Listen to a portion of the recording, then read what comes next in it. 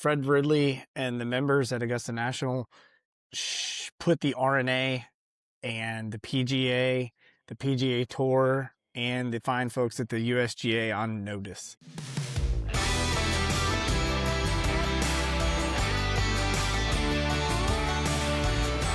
All right, welcome everybody to a BestBall Roundtable. Here we are, the Masters recap, guys. What a day! What a Masters! Can y'all remember one? We'll get to that. I'll save that question. I kind of want to ask, can you remember one maybe this exciting? But David Kirsch, Jonathan Hill, welcome. Our buddy Josh Decker is on a plane somewhere, probably to play golf. And so he is unavailable to join us tonight. But we are also going live for our Best Ball Golf Club crew. So any of our Best Ball Golf Club members out there that might be watching this, who knows, you might not. They have the ability to watch it live. And I do want to give a shout out. I just pulled it up. So within our Best Ball Golf Club, we did the Masters fantasy thing. And Jonathan, our buddy, Mr. Saucy Vossy, Andrew Voss, was the winner of our pick'em. JP Guidry was second, and myself with the team name Future Credentialed Media was third. So anyway, guys, Rory did it again. This is not a repeat episode. He did it again. But before we get into the golf and just talking about this, I just want to hear. It was an incredible week for best ball for us, all the different things. I know, Kirsch, you've been caddying some this weekend for your boy. Kirsch, what's kind of been your highlight during this Masters week period? I think the golf course.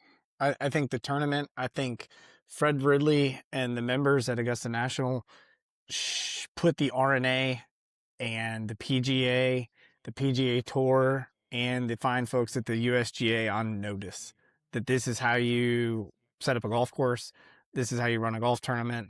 This is how it's done right here, because that was a course that was in prime conditions from the jump. Nobody had an easy day. Nobody had a break. Nobody had anything. They got a little lucky with the weather. Things worked out. It's the first rain-free Masters week in 16 years, I think they said. And I think with that, they put them on notice, though. They said, here's how you set up a proper test. Here's what you have to do. These are the questions you have to ask. We're going to put the pins on slopes. Balls are going to bounce off the green. It's part of life. And I think it was Reed who was on fire day one and hit that shot into 15 and turns to his caddy. He's like, that landed in the middle of the green and it went into the water on 16. And that's when you knew, all right, it's on. Different game. Is this the same Kirsch who just blasted Augusta for not making any type of adjustments or changes to the golf course and making it set up easy and not challenging anybody? Yeah, and that's what they didn't do that this week. They actually asked questions. They made these guys hit shots. It was awesome. Jonathan, what was your highlight of the week?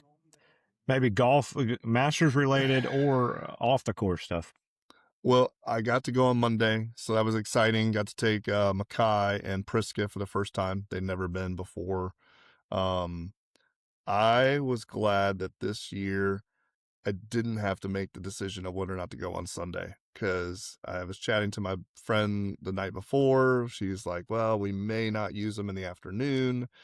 And man, I got home and turned on the TV and I'm like, please don't call, because I don't want to be in that situation, because there was so much good golf on an afternoon where what I thought the best part was to watch professionals grind out golf shots and opportunities and take the risk whenever they needed to. And I mean, how many people did we see lay up today on 13 instead of going for smart decisions, bad decisions? Playing from the trees for most of the week for Rory. Just incredible display of professionals doing something that we watch sometimes and just underestimate how difficult it is for them to do the things that they're doing. Yeah, I agree.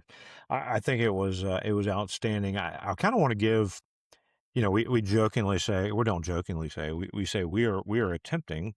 Best Ball would love to earn, not be given, earn media credentials, right? Like we would love to cover our favorite golf tournament and tell stories about it. And you got to go, Jonathan, on Monday. Yep. I got the call, again, being an hour away. I got the call at noon on Tuesday of, hey, what are you doing Wednesday? So I got to go on Wednesday. But let me give like my master's week just to share kind of how great this was. It was a good one. We did our roundtable, right? We always do the roundtable. I love those. Like what we're doing here, where we get together and we get to chat about what's going on and our thoughts. And that thing, it's been fun to watch. That has been a very popular episode. Jonathan, I don't think I've shared stats with you there, but a lot of people have tuned in to listen. Maybe they heard Kirsch had the rant of all rants, and that's why they tuned in, but maybe not. But Tuesday, I got to thank, I need to thank my friend, Ty Cowie, got invited. Hall's Chop House here in Columbia put on a dinner where they recreated Rory's championship dinner. So it was like all the food that he picked out, they got as close to it as they could. They obviously did not buy $1 billion worth of wine, but they got stuff that was very close to it. And with Tig and my buddy Jeb and Brandon, and there were 8 of us, we sat around the table and we laughed and we had a great meal. I will ask a question here right now as I continue on with how great of a week it was. Rory won again, yeah, so it might be a repeat menu, but we were trying to debate like who would you want to win in the field that might offer up the best menu. Do you guys have like a quick guess or answer to that? I mean, I always like Scotty's. Scotty's was awesome. I mean, he had mini sliders. He had some Texas barbecue. He had a whole lot of comfort food there. I think that Cam's though would have been pretty phenomenal. There would have been a lot of heavy meat from New York. A couple of good sandwiches as an hors d'oeuvre, maybe some sort of fancy New York style pizza as an appetizer. I think that was the one I was obviously rooting for, but I thought Scotty's in the last 10 years has been probably the best with the sliders, the barbecue, the comfort food. Yeah. Jonathan, who you got? Who would you want to be picking out the menu based on what the menu might be, not based on your favorite golfer? Well, Sergio's food to be angry. I'm trying to think. Patrick Reed would have no fruit, no inclusions. I would want an international player Mm. that's not from like Norway or Sweden or something like that, because I don't need like some sort of whale blubber that's been. I want someone Mediterranean. So John Rahm, I think, would be okay. I think he did all right. Yeah. We were thinking, we were trying to think if like any Frenchmen were in it or Italians, because they would offer up some good wine. But Rory and his Wagyu filet was it was pretty good. So no, that was a real highlight. Did So you it's did you something hear fun to Rory's think about. quote when they asked him why it wasn't more of an Irish Oh, yeah. set meal, and he said, "Well, it's because I want to enjoy it too." Right. Yeah, which is a great quote. Now there's some good food. Like we were joking, like would it be fish and chips? So like if Shane won and a bunch of Guinness, like that would be really. I bet it'd be the best fish and chips you've ever had. There you go. So that was amazing. Again, thanks, Ty, for the invite to that and the opportunity to be there. Wednesday, yes, I did get up super early and experience the standing in line for the practice round, and got to go in there and hang out with my buddy Donald and his brother-in-law Robbie, who I've known for a while as well. And it was just a great day.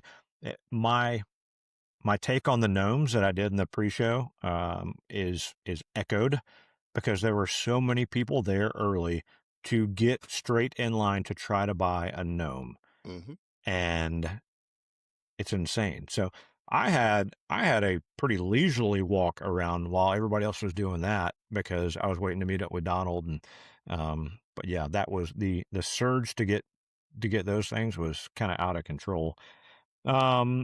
Wednesday practice round. Then, so Wednesday, Jonathan and I were in Augusta. Jonathan's always in Augusta for the Giving for Good event. This group that had invited us out, thanks to our friend Howie Hutchinson with the Dormy Network Foundation.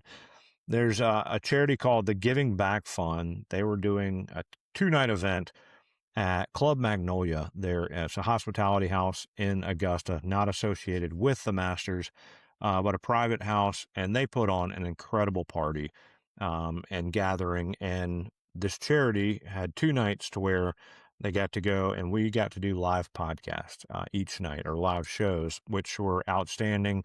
The first night was kind of like, man, who's our next guest going to be? We didn't know, and so it was a lot of random people, all fairly nice folks. So we had good chats there. Thursday night, prior to our live podcast, there was a special event where they honored Jack Nicklaus with kind of a philanthropy award that they give out not too often. It was the first golfer that they ever did. And an artist, Michael Kalish, you got to look him up. He does some awesome stuff. But he did this piece using film from like the 1972, I believe, Masters, like film roll, and designed it in a way. I think I've posted a picture on the Best Ball social accounts. But he did this thing, like if you look close, you can see the film. If you back up, you can see Jack like leaning in for that putt or whatever. And so it was really cool. But yeah, they did a fireside chat, and Tom Coyne was there, who we all know, and from the Golfer's Journal, and we got to record the entire fireside chat. So And Golfer's what did Journal you is get gonna. to do? I got to meet Jack Nicklaus You and got to shake his shake the hand. man's. You got to shake his hand. I did. That was I a did. good Yeah, day. because somebody had to put a mic on him, and it was going to be me. So no, it was very nice. And his 24 of his family members were there, and so we got to chat with them. I did hunt and find out Stevie Nicholas, the grandson, that had reached out to Josh Smith from Flag Bag and had him make that flag. And I went up and said, man, Josh is so excited about, again, Jack, and well, Barbara didn't carry it out this year, but every year for the last 3 years now, Jack walking out with a flag bag on the first tee for the opening shot. So yeah, it was incredible. That just kicked off the week, and then played golf with my son on Friday here in Columbia. I got to play. What day did we play, Jonathan? Thursday morning. Yep. There at Fort Gordon. An incredible course Jonathan talks about all the time, but got to play there with a great group of guys. So we were teeing it up in Augusta. But yeah, so that was kind of the outskirts of all Masters things. But just, and so many great storylines and things that we'll keep doing some stuff with. So anyway, let's chat about the tournament. Rory, right? We kind of thought, we asked what did we expect or hope for Rory's week? How did it live up? Right? I said, I hope he has fun. I didn't think with all the things in and involved with being a champion that he might be able to go back to back. But I'm guessing right now he's probably saying he had a lot of fun this week. Right. So what was your reaction to Rory winning it back to back, Jonathan? Well, I think first of all, if you look to our group text chat, there was a Thursday event, Friday events, and then the weekend where we were arguing whether or not it was going to be a runaway, and then whether or not it was going to, who was going to be there. And then all of a sudden, Sunday afternoon shows up, and Saturday was not moving day. Sunday was moving day. Like, just so many people coming and going. I was talking with the kids at the house about, oh, that putt just cost them $250,000 moving from tied with third to fourth, and just, again, the composure of these guys in bad situations, the mental capacity for that. Like, I had a bad shot, and everyone knows it, and I probably lived it for about 4 holes. And these guys put themselves in a really bad position, and then they don't hit the next shot great. And then all of a sudden, I mean, Scotty, what was it, birding? Was it 15? Yep. Whenever he's in the woods, and then he hits a branch, and then he comes up and he sinks a birdie. I mean, that's definitely not something you would write down on an easy birdie for a scorecard situation. But he comes, I mean, it felt like out of nowhere. But if you look, he was just like this long grind, bogey free, not making the mistake. I thought for a second when Rory hit that wayward 18 that it was going to blow up, and the two of them were going to have an actual opportunity for a playoff hole and all of that. Like, I don't even know how they found. It felt like someone probably moved that ball to an open spot before the camera got there. Because how in the world did he end up with some sort of clean approach to be able to go up there and get a bogey for an up and down out of the sand? So, Well, I wonder, prior to Helene a few years ago, what that shot might have looked like. that's Yeah. true. Yeah, I didn't think about that number of trees that might have been there, not been there. Yeah, So trees, limbs, whatever. I just incredible I, golf. I would counter though. I would say Saturday was a moving day for everybody except Rory, right? Like everybody played really well. Rory just did not. He didn't get any putts to drop and things like that, and people caught up. He didn't play terrible, but everybody else played really well to catch up, right? Scotty and Cam were both 7 under, something like that, and I think um, I think my favorite stat was that he was 90th out of 91st on the first 2 days for hitting fairways. Hmm. The guy in 91st place was in 91st place, and he was in first. I mean, talk about creativity, shot shapes, making putts clearly, and taking advantage of it whenever he hit like the 4 fairways that he did hit. He actually took advantage of them and scored. I mean, if I just, it's amazing to watch that. Yeah, I think that I think the stat that would even exemplify it. I think it was yesterday they showed it when Rory was in the Pine Straw on 13. So at that point he'd played 11 holes and he had 6 tee Right, shots in the Pine Straw, right. 4 in the rough, and 1 in a bunker or something like that. And it was Hmm. like that seems right for the leader of the Masters. Um, I think it was I could not help Monday, Tuesday, Wednesday thinking exactly what Robbie had said was dead on. Because every time you heard Rory talk, it was like, it turns out he was there for 3 straight weeks. It turns out he was Right. flying there and back. He was trying to live his best dream of like, hey, I've waited 16 years for this. I'm gonna do this right. And he kind of nailed it. And then when he came out and played the way that he did on Thursday, which wasn't awesome. It was just kind of like, I'm going to survive long enough until I can make a couple putts. And he did that. And then obviously Friday was awesome, but I think all week it was about ball striking, and you could tell yesterday was the day that he went out on the range and had to go out and hit balls and figure some things out. But I think this year more than last year was Rory's short game. I mean, he was all over the place. I mean, I think somebody said it. I heard it this week where they said, that's one of the best things about Augusta is that there's always a window and you can hit it. I mean, you can go for the shot like Rose did on 7 today.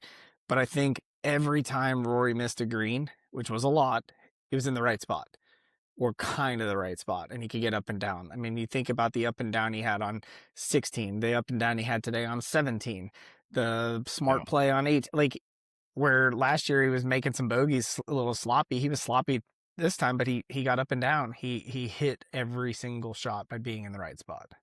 And that's what I think, people ask, like, does course knowledge and repetitive play at Augusta National help? And I'm even thinking of 17, right? Like the pin position today is on the far right. Rory misses it, which you would think short-sighted. But that's probably the better side to get an up and down from than having to come all the way across the green because you're probably not going to stop it and you might throw it off the other side again. So that's there's got to be some knowledge there that, what, if I'm going to miss it, I am going to miss it on the right side on that hole. So yeah, he's learned and he executed, but yes, his short game was on point for sure. Who who are you hoping maybe in the group that finished, let's see, 11, 10 under, 9 under, 8 under, like who were you hoping would have pulled it off? Like, is there somebody, like for me, it's got to be Justin Rose. Like, I was really hoping, like when he got that lead, I'm like, oh man, could this be it? Could this be the one that he finally does? And when he did not, especially on 13, when he hit an incredible second shot, great drive, incredible second shot, and then 3-putted. That was killer. I thought, oh, it's got to be over from there. Yeah, Anybody come to mind that y'all were really hoping Rose was near the top of the leaderboard? Rose was really popular with the people that I was with all weekend talking about the Masters, watching it, and I think Rose is the one that I think everybody, including the club, would like back is when he lost the playoff to Sergio. I think that's the one that everybody wishes. It feels like Rose is going to be just close enough in his career at Augusta, but probably not get it done at this point. It was Cam Young. I felt like Cam Young was really poised to have that Scotty level bump this year, where Scotty played at Whistling Straits. He had a great Ryder Cup. Kind of out of nowhere, we thought he was going to be really good. Then he has this moment, and then he goes out and he wins a bunch, and so on and so forth. Cam has a great Ryder Cup. He got his first win kind of going into it, but then he has a really good Ryder Cup. He's pushing forward. He wins the Players. He surges up the leaderboard on Friday and Saturday, and then just couldn't quite conquer Sunday at Augusta. And I mean, it's a hard thing to do, and everybody's got to climb that mountain if you want to win it. But Young was the one that I was really, really pulling for. Yeah, it would have been the third straight person to win the Players and the Masters if he would have pulled it off. Isn't that crazy? So it was Scotty, then Rory, and then Cam would have been the third straight. Jonathan, did you have somebody you were hoping could have pulled it off? I mean, I think the crowd favorite was Rose, but whenever Scotty was sitting on the left side of 18 at 155 yards, you don't expect Rory to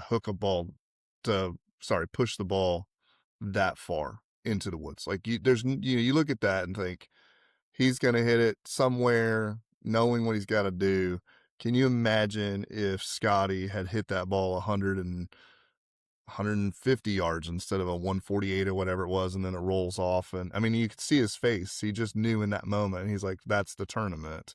There's no way in the world, no matter what happens, that Rory's going to end up double bogeying to put this in any type of tie. So, you talk about, like Kirsch always mentioned, Wikipedia top 10. How about standalone second place? And seemingly out of nowhere, he didn't have the guy that he was playing with didn't push him to it, right? He had to grind the entire day by himself. Even Rory talked about checking out the scoreboards and trying to be aware of it, and all the talk about once we got through 16 in the water, and you almost like you're crowning Rory on the 18th, thinking this is a gimme, right? Hit it down the middle, hit it up in there, 2-putt for par, you're fine. I would have loved to seen another playoff. I think a playoff with those two toe-to-toe would have been made for TV moment, right? No matter who won, everybody wins if those two get to come up there, and especially since Rory would have had to be recovering from a double bogey. No, if Rory's in a playoff and he loses, not everybody wins. For sure. Can you imagine him like getting to a playoff though, and losing? Well, and then basically having to turn around and be the guy that gives the green jacket to the guy that just beat you in a playoff because you doubled the last hole. Yeah, but I think it just depends on how it goes down. I think the fact that Saturday happened let Rory off the hook for today. Because if he has a 5-shot lead going into today and ends up tied in a playoff, then you're Nick Faldo, then you're all of these things. You had your one hard day on Saturday. If you look at every single person, with the exception of Justin Rose, every single person in the top 10 had a green number in their 4 days of an even or worse round. And Rory had his on Saturday. It was going to happen, but I think Saturday left him off the hook. I think if today turns into a playoff, right around when Rory's on 6 or 7, and he made that bogey on 6, and he's 2 back, and it's like, oh man. But at that point, you're not thinking Rory choked this away. You're like, Cam came up. Cam won. Cam came up in here. Look at what Justin Rose is doing. He's surging. I don't think it beats Rory up, especially since he won last year. I think he got let off the hook for any kind of choke job on Saturday. And I think if he would have lost today in a playoff, I think it would have been like, man, he was really, really close, but I'm really cool like that, Scheffler had this cool comeback, or Cam Young held on, or Rose got his first one. But I do think that Saturday let him off. But it wasn't, I wouldn't even have said Saturday was a choke job, because what was he, 1 over maybe? Mm-hmm. Right. So, it wasn't like he shot an 80. No. Right? He just did not play well but he still was only one over. I mean, it wasn't like Hao Tong Lee that put a 10 up on 13. 13 today. Yeah. And here's a question: how much did that impact Scotty? Yeah. Like, Oh, he right? waited forever. He waited Yeah, forever because at one point I'm watching TV and then they show this group play and this group play. I'm like, Scotty must have just parred or something because he was right there waiting for his shot to go over Little Creek for potentially get it close. And then they pan back and they're like, okay, this guy just found his ball. So Scotty apparently walked up to the green twice and while this guy's still looking for his ball. And then they go away again. And apparently he had to wait even longer because he kept putting off and doing all sorts of other crazy things. So, I mean, they are professionals, but pace of play gets underneath everyone's skin. And you wonder, like, did that take a stroke out of him by just having to wait, I don't know, what, 10 minutes? Maybe longer for all yeah, that to unfold? yeah. One thing looking at the leaderboard, and I had a couple people say that this might be the year, maybe one of you guys said might be the year that some random person wins it, right? Not a big name favorite. And if you look at the leaderboard, it takes a long time scrolling down the list before you get to kind of a non-big name guy, right? Like the top 10 are all Ryder Cuppers. It's just a stacked lineup. Rory, Scotty, Tyrrell Hatton, Russell Henley, Justin Rose, Cam Young, Morikawa sneaks in there. Yeah, I mean And it's he Mavin had, Neely at 18. That's kind of the closest and he non. was a perennial Ryder Cupper anyway. So it's that one, but I would say even going down, it might even be down on McCarty, Yeah, down McCarty. farther down the list. Because everybody else is like big name. And I will point out, you got Spieth hiding in there at what, like 12th or something like that? Yeah. Which is good to see, right? Like you want to see him. I would love to see him make a, I don't want to say make a comeback, but like get back to his winning ways and like make another run at I doing think some big comeback is a things. completely fair assessment at Right. this It's point. been long enough. Okay.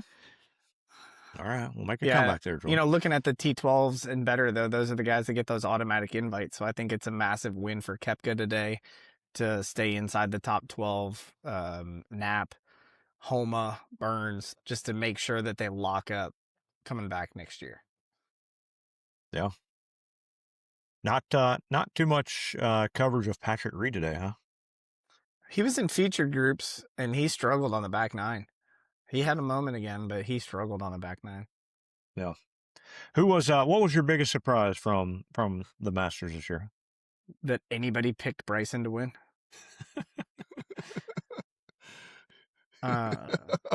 Just What was your biggest surprise from the level of weekend? level of hatred. Good point. From the weekend. Only Good people point. that played during the weekend, please. Probably Morikawa. Honestly, I think Morikawa going 69, 68, 68. I think Morikawa battling back in. I think this may be a what could have been Masters for him. Coming off the early start to the year and then pulling out at the Players. He was the biggest surprise to me. Yeah. Yeah. Playing hurt too. Because he did not look comfortable out there. Even when he was picking up birdie after birdie out of the hole. Jonathan, what was your biggest surprise or takeaway?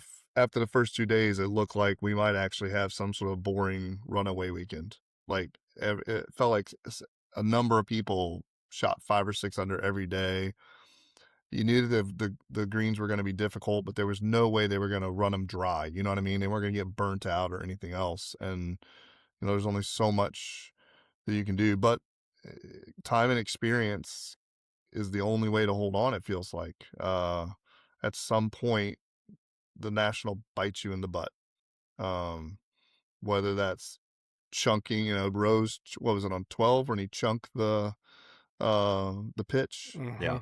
His first pitch, and you look at that and go, that's so, I mean, he's Justin Rose. He's solid. That's so uncharacteristic, but that one thing, I wonder what it's like to be as competitive as they are and knowing that they're all probably like every other golf geek out there that can literally tell every single shot that's ever happened in their entire life. How do you go to sleep on Sunday night? because they're all running in their head. The 3, 4, and there's enough people within what? I mean, top 9 ties are 4 strokes off. Every single one of those guys has 4 strokes that they could have gained over the week. And so they've got to be laying in bed tonight at some point. It's kind of like, how long do you allow yourself to be frustrated with what just happened over the weekend, or can you actually shed that and move on? Because you got a signature event in a few days, so you better I turn it around quick. And it's in the reality too, signature events and all that kind of stuff, and there is competition in those things where guys really do want to win, but there's a number of guys that aren't motivated by money. I mean, if you won $2.5 million in second place and you split somewhere around $1 million for your tie in third this weekend. No one wants money in this tournament. They want that green jacket and the ability to say they are a champion. They want a dinner reservation on a Tuesday night every year. No, I get that. But all I'm saying is, how motivated are you this coming Thursday? Like, the last weekend still got to be playing in the back of your mind. It just has to. I don't see how those majors. I mean, look at Rory and how tormented people talked about and how he felt for blowing it and not being there in 17 years to get there. Justin Rose living this, I don't know, nightmare dream scenario of being right there over and over and over again. If you finished the day and you were 4 under for the weekend, you're like, okay, I finished my weekend, right? I didn't really have a chance. I couldn't make a run, but there's so many guys that were right there. How many leader changes did we have today? Like, all of those things have to just roll in your brain. Yeah, but I think there's only 3 other guys besides Rory that even thought today they had a chance at any given point. You really think so? You don't think Young thought that he was I do. right I think there? Rose, Young, and Scheffler. That's it. Yeah, that's the list. Yeah. Nobody else. Henley knew he would run out of holes at some point. Yeah, Henley hadn't. They knew that the other no guys chance. had scoring holes. Yeah. Morikawa never really sniffed it. Burns never really sniffed it. Homa, Schauffele, Knapp, Spieth, happy to be there. Take some wins away from the weekend. Yeah, no. I thought at one point that 10 under was going to win it. Like when Scheffler went in at 11 under in the clubhouse, my first thought was he might backdoor this win. He might actually backdoor this win, and everybody else is just crumbles here and there. Yeah, but I think it was right at that moment that Rory rolled in the birdie and got to 13, and it was. And Rory said if he got to 14, he thought that he could make it.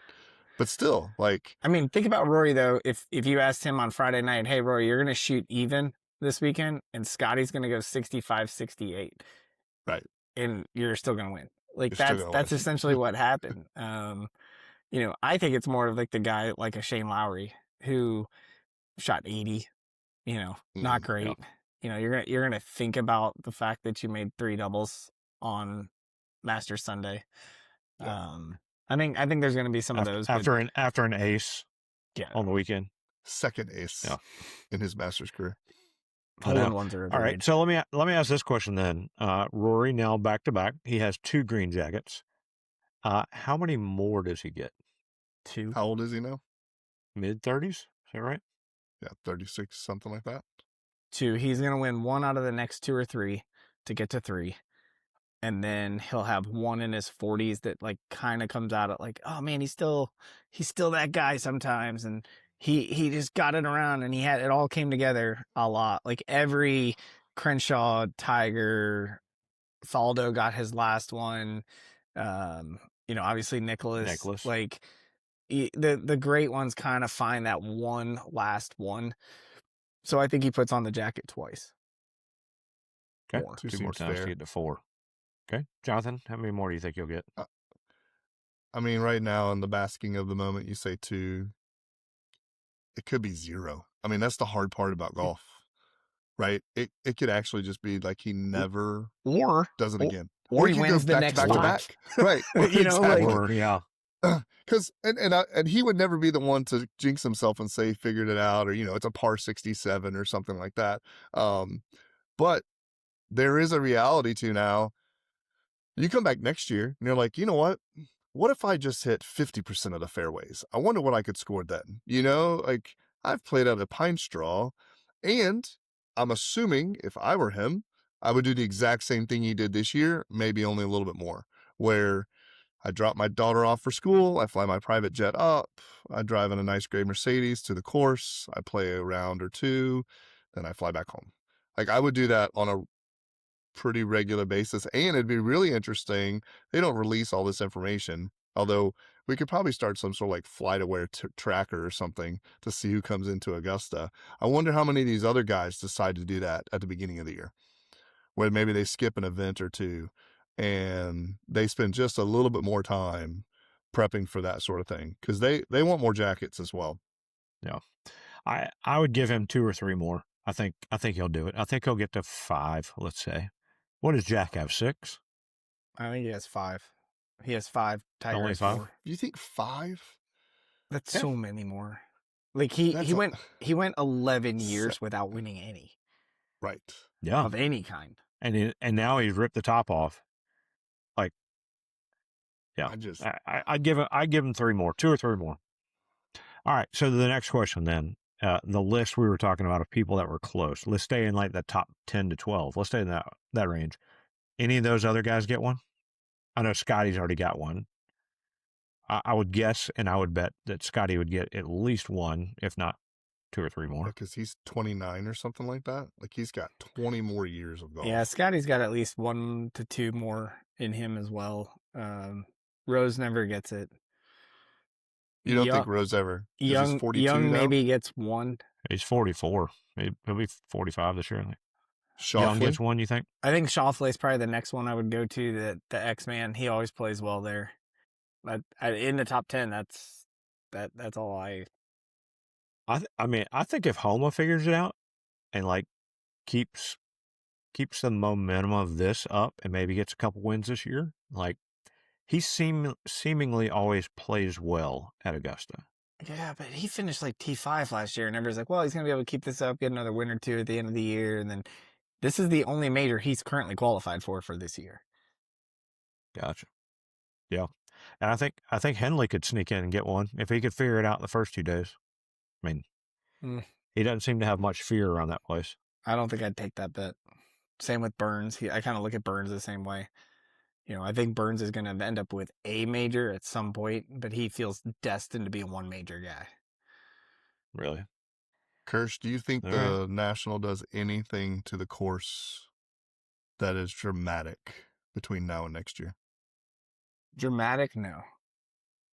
They're out of land in a lot of ways. They're pretty maxed out on most of the tee shots at this point. Yeah. You know, you can add other 16. They said 11, 16, and I thought 11 played probably the most interesting it's played in a while. You could tell that they made some changes to that green and the surrounding areas. That was one that the caddies had pointed out. 16, I saw a lot of good shots, but I saw a lot of shots end up bouncing off of that green because it was firm. And I don't think they do anything there. I think Augusta stuff will be outside of the ropes that they make the biggest changes to next year by far. What do you think? Meaning what? I think they crack down on influencer nation. I think we jumped the shark this year. I think Kevin Hart being Bryson's caddy. I think Kelsey. I think that I think the outfit of the day, the guy that got tossed for the meta glasses, the outrage over all of the different glasses. I didn't even hear about the meta glasses. The glasses, the smartwatches, the everything. I think that you heard Fred Ridley talk about it in his press conference that maybe Dude Perfect, throwing a frisbee around him in corner wasn't the best idea I've ever had. And some of the other things that he kind of brought back on. I think that next year I think there's going to be no gnomes. I think they may skip a year just to see what the reaction is. I think we could see the end of the I've big heard letter. they're done. It was, what, a 10-year run? I don't know. Something like that? I could see no gnomes next year, and I could see no letter hats. Like, let's get rid of the letter hats. Let's go back to basic logos. Kurt, I think that there is I think there's a I got you something in the rollback. pro shop. Yeah, I think there's going to be a rollback. I'm just kidding. I didn't get you. I didn't get you scared. I think there's going to be a rollback though of Augusta and what it means to be there, and I think they realized it's pretty much jumped the shark at this point. Joel Beal wrote a great article on it earlier this week too, but I think the par 3 was, yeah, it's kind of goofed into like a family affair. It's fun. Jason Kelsey and Kevin Hart is not the answer. More people turned it off because of that, for sure. We don't need those guys taking tee shots on number 9. It's one thing for like your spouse or kid, like Frankie Fleetwood taking a swing. Love 100%. It. Love it. Yep. Jonathan, how about you? Do you think there are any major changes coming? Can you hear cranes and bulldozers right now out there doing stuff? I will be paying attention. I'd like to see them bring in some trees. We all know they've lost some with it. You can tell, like, the canopy at large in Augusta is dramatically changed. I would like to see them use some of the forward tees. Like, I know that they can go as far back as they want on number 13. I think it'd be great if they could somehow let a tree grow out over the corner and tempt some people to try to hook it around and do some different things. Because like you said, Curse, there's just a number of holes that they haven't quite figured it out, but they found all the safe places to be. Although then number 5 just seems like this mundane, straightforward hole, and it turns out to be the worst scoring hole of the entire week. So I did see on 18, it was pointed out to me that, very narrow tee box, everybody knows. There's one tree that's leaning to the right, and it was pointed out like that thing's tethered to keep it up so that it won't fall, because if it does, the big high draw guys would be able to take it up over the trees and play their draw back into the fairway, and they don't want that to happen for sure. No. I do love the fact, John, you talking about trees. One of our guests recently called them vertical hazards. Yeah. And that has stuck in my mind forever. Like, I would love to see some more trees. See, I think they're at the I'd love to see some more bunkering. They're at the absolute, that's not going to happen. They'll move the current bunkers around, but there's never going to be another new set of bunkers or something like that. It'll just move to wherever the new driving landing zones are based on their IBM shot trackers and everything else. But I think the trees I think it's perfect. It goes back to what I said, like how much, like Rory had to decide, do I go and try to hit the hook over the scoreboard, or do I, try to punch back out? Scotty on 15, he has a window, he doesn't execute, it hits the tree, it drops down, he's got to go under the tree again and over the water, but he can chip it out, or he can take the shot on. I think it's, if you have too many trees, then you just have a thing of guys punching out all the time, and you don't see them go for it and take on the shot. I don't even know who this David is. You were like burned down the course last week about how they have to wholesale change and add bunkers that used to be there, and he must have got a call. It was great. It was so good. It played. He got a call from a 706 number, and there got on him. The difference between a golf course playing firm and a golf course playing soft for these guys is everything. And I think that they finally let the course be the course. It's going to rain next year. For sure. Like, statistically speaking, it's going to rain, which means you got to put something else in the way. Like, you've got to do something else in order to make it hard. In order to get sharks with laser beams. Yes. Yes. All right. Well, guys, final thoughts on the 2026 Masters. Jonathan, I want to start with you. From an in-person and week perspective, probably one of my favorite weeks I've ever had here in Augusta. And no thanks. Well, wait a minute, no thanks to BestBall. Like, like the opportunities that we were able to be a part of, some people that we've been able to meet. I actually played around a golf here in Augusta for the first time. Well, sort of. I rode around with you guys because I still wasn't feeling well. But like, just level of excitement that hadn't been there in a while. And then great golf to watch on TV for the afternoon too. So, Kirsch, final thoughts? The unburdening of expectations is real, and seeing Rory just, it has always set up for him, and it makes me appreciate how he has handled the previous 15 years. Since the 2011 2010 debacle year, but then even the 11 years after his last major, and going through all of that, and but just that unburdening, and seeing it, and we were talking about it tonight during the fourth round, and there's so much money, and there's so much all of these things. The one thing that generally gets me excited anymore is does this person actually care? You watch a lot of sporting events. It's like, we'll care in the last 5 minutes of this basketball game, or we'll do this. And I just feel like Rory cares, and I think he carried a lot of weight for the tour, for the Ryder Cup, for everything.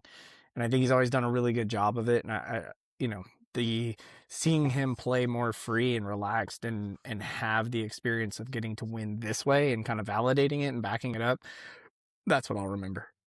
Absolutely. I agree with that. It was one of the most exciting, I think I'm kind of teased this earlier, one of the most exciting Masters that I've seen and been a part of in a long time. And yeah, it was incredible to watch. Great Sunday to watch the Masters. And I agree with you, Jonathan. I think overall, just the whole experience being in Augusta, I've been in Augusta more this week during the Masters than ever before. And just the excitement and buzz around everything going on was a lot of fun, and it was good to be a part of, and try to speak it to existence. Let's say this will be the last year without BestBall having media credentials. So maybe next year we'll be doing this wrap-up podcast with a few of us sitting inside the ropes there in the media center. We got to bring our roundtable with us. Why not? Why not? So, Kirsch, I don't know. I need you to be in. I don't know if America is ready Augusta. for a Kirsch rant. Oh, it would be so much fun. No, Scott, we Van Pelt again, says, we let's want hear the Kirsch rant. we want to do it right. We want to earn our way in there, and so the reason is because we love it, and it's again, personally my favorite golf tournament. So. But guys, this has been fun. Many thanks as always, Josh. We missed having you on here to hear your takes, and you and Kirsch go back and forth on that. But guys, yeah, well, I guess we'll see you for the next tournament. Well, we'll chat a lot before then, I'm sure, but it will be a lot of fun. What's that? Shinnecock. Let's go. Oh no, we have Aronimink first. I always forget the PGA comes first now. At least it's at Aronimink and not Quail Hollow, so it'll be a proper test. There we go. Well, guys, fun as always. For David, Kirsch, and Jonathan, this is Robbie, and this has been another BestBall Roundtable.